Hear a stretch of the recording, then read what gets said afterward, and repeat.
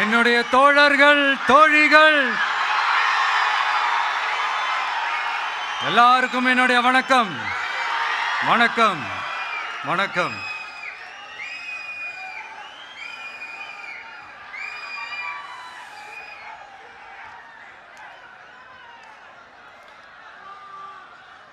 இந்த அரசியல்னால வேற லெவல் தான்ல.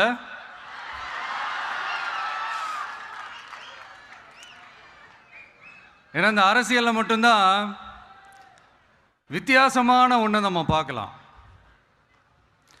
யார் யாரை எப்போ எதிர்ப்பாங்கன்னே நமக்கு தெரியாது. யார் யாரை எப்போ ஆதரிப்பாங்கன்னே நமக்கு தெரியாது. அதை கணிக்கவே முடியாது.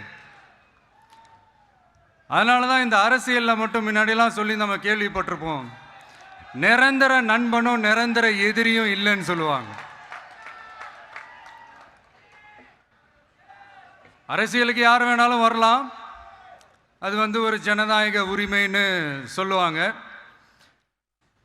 ஆனால் மக்களுக்கு ரொம்ப ரொம்ப பிடிச்சி போன ஒருத்தன் அரசியலுக்கு வரான்னா அதை கண்டிப்பாக நல்லவங்க எல்லாம் வரவேற்பாங்க. ஆனால் ஒரு சில இந்த அதிகார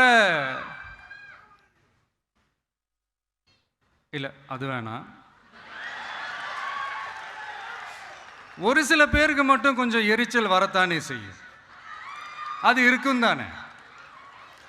என்னடா இவன் திடீர்னு ஒருத்தன் என்ட்ரி கொடுத்துட்டானே, இது வரைக்கும் நாம சொன்ன பொய்யெல்லாம் நம்பிக்கிட்டு மக்கள் நமக்கு ஓட்டு போட்டுக்கிட்டு இருந்தாங்களே. ஆனால் இப்போ இவன் சொல்றதெல்லாம் பார்த்தா மக்கள் மனசுக்கு ரொம்ப நெருக்கமாக வேற இருக்குது. அதுவே நமக்கு ஒரு பெரிய நெருக்கடியாகவும் இருக்குது. இவனை என்ன பண்ணலாம், என்ன செய்யலாம், எப்படி இவனை இது பண்ணலாம், க்ளோஸ் பண்ணலாம்.